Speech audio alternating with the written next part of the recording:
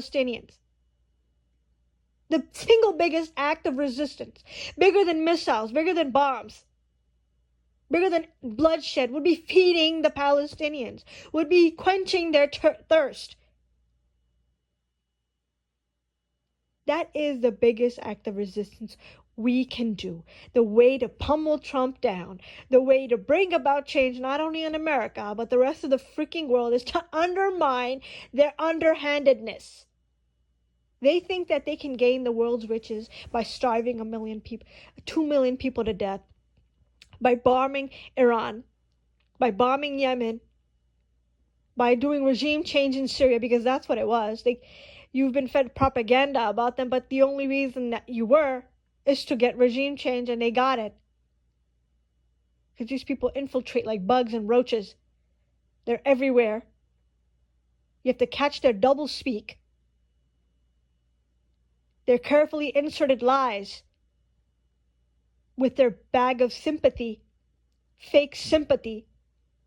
A lot of these Zionists are framing themselves as anti-Zionist, and if you listen to what they say, no, they're over here undermining Iran and undermining any form of resistance.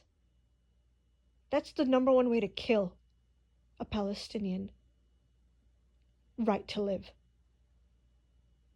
Few words like that, because the cowardly of us latch onto those words, and then we leave it to whoever will take care of it. No, it is our responsibility.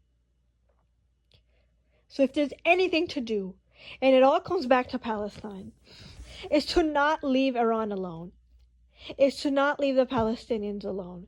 Because the only ones who have made sure that the Palestinians have survived until this point, even if the Palestinians might hate Iranis for their faith, that doesn't matter to the Iranians clearly. There's something else going on, and it's about humanity.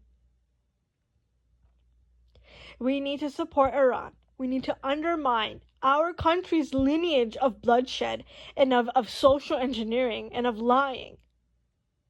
Because they look how easily they capture you from the streets and throw you into concentration camps in another country. How easy is that for them? It's so easy because they've never cared about that. It's only about their pocket. That is it. That is how they've gotten their riches in the first place. Why would they change now? It is up to us. We have to do more than what we're doing now. I encourage you to make more videos, sending your support to Iran, telling that you're with them. These people are completely alone. I don't mean that in a proverbial sense. I mean that in the most literal of sense.